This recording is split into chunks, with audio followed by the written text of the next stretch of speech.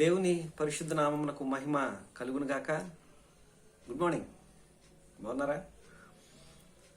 దావీదు రాసిన కీర్తన, దావీదు రచించిన కీర్తన 3వ కీర్తన మనం చూసినట్లయితే, అబ్షలోము అను తన కుమారుని యొద్ద నుండి పారిపోతున్న దావీదుగా మనకు కనిపిస్తాడు.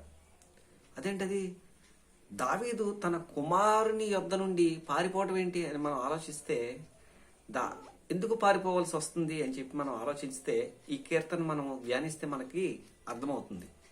దావీదు ఏమి చిన్న మనిషి, చిన్న వ్యక్తి కాదండి. దావీదు గురించి ఏం రాయబడి ఉంటుందంటే, మొదటి సమూయేలు గ్రంథం 16వ అధ్యాయం 18వ వచనంలో ఆయన చమత్కారంగా వాయించేవాడు. టాలెంట్స్, మాట నేర్పరి.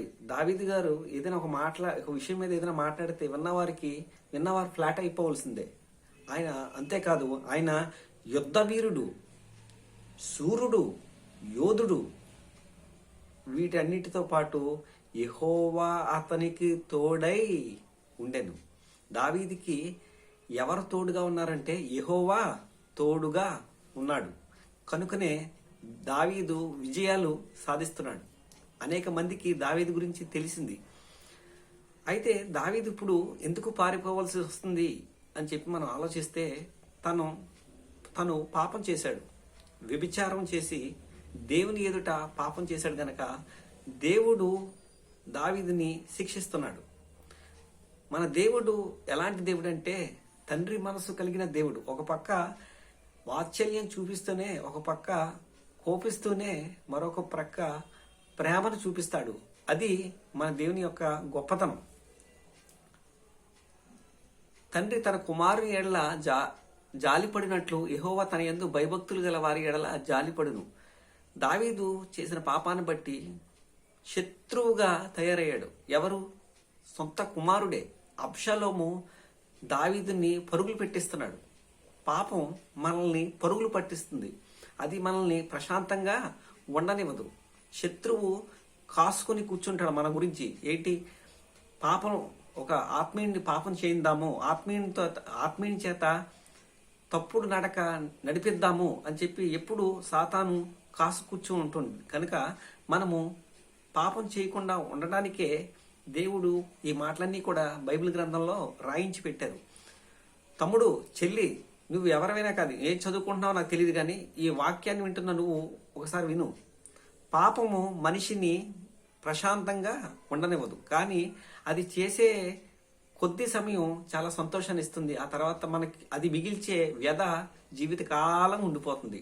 దావీదు విషయంలో అదే జరిగింది. తను చేసిన పనిని బట్టి కొంచెం సమయం సంతోషించాడు, కానీ దావీదుకి ఆ పాపం ద్వారా వచ్చిన శిక్ష జీవితకాలము మిగిలిపోయింది. ఏమంటాడు అంటే, శత్రువులుగా తయారయ్యాడు. కొడుకు శత్రువుగా. అదేంటంటే, కన్న కొడుకు దావీదుని చంపేయడానికి ఎందుకండి ఎంత పరుగులు పెట్టిస్తున్నాడు అని మనం చూసినట్లయితే, జాగ్రత్తగా మనం అర్థం చేసుకుంటే, దావీదు చేసిన యొక్క పాపం ఏమంటాడు చూడండి. యెహోవా తోడై ఉండెను అని చెప్పిన దావీదు పరిశుద్ధాత్మ దేవుడే యెహోవా ఏమంటాడు చూడండి. నన్ను బాధించి వారు ఎంతో విస్తరించి ఉన్నారు, నా మీదకి లేచి వారు అనేకులు. దేవుని వలన అతనికి రక్షణ ఏమీ దొరకదని నన్ను గూర్చి చెప్పువారు అనేకులు. పాపం చేశాడు, పాపంలో పడ్డాడు. అయితే క్షమించేది ఎవరు? దేవుడు. తీర్పు తీర్చేదేవుడు దేవుడు. ఆయన న్యాయాధిపతి. ఆయన శిక్షిస్తాడు, వాత్సల్యత చూపిస్తాడు. నువ్వెవరైనా సరే, శిక్ష అనేది కన్ఫామ్, వాత్సల్యత అనేది కన్ఫామ్. గాయపరచువాడు ఆయనే, గాయాన్ని కట్టేవాడు ఆయనే. ఇంకేమంటాడు? ఎలుగెత్తి నేను యెహోవాకు మొర్రపెట్టినప్పుడు ఆయన తన పరిశుద్ధ పర్వతము నుండి నాకు ఉత్తరం ఇచ్చును. యెహోవా యొద్ద ఏం దొరుకుతుంది? కృప. యెహోవా యొద్ద ఏం దొరుకుతుంది? కనికరం. యెహోవా యొద్ద ఏం దొరుకుతుంది? విమోచన.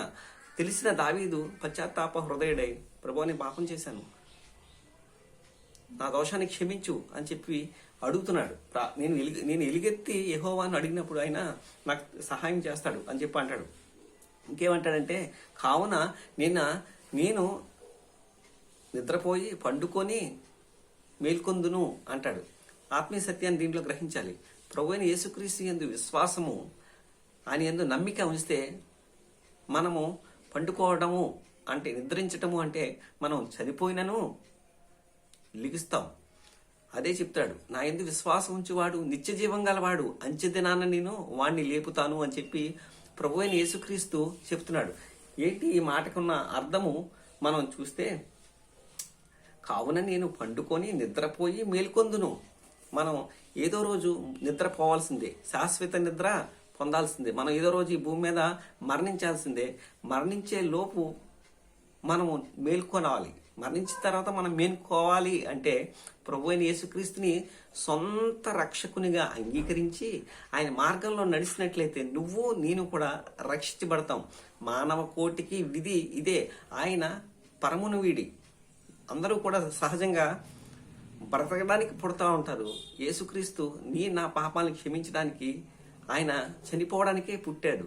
అద్భుతమైన దేవుడు, రక్షకుడండి. ఆ రక్షణను, ఇంత గొప్ప రక్షణను మనం నిర్లక్ష్యం చేస్తే ఈ విధంగా తప్పించుకుంటాం. దావీదుకి ఒక నమ్మకం ఉంది. ఏంటి అంటే, నేను నిద్రపోయినా మేల్కొంటా. మరి ఆ నమ్మకం నీకు నాకు ఉందా?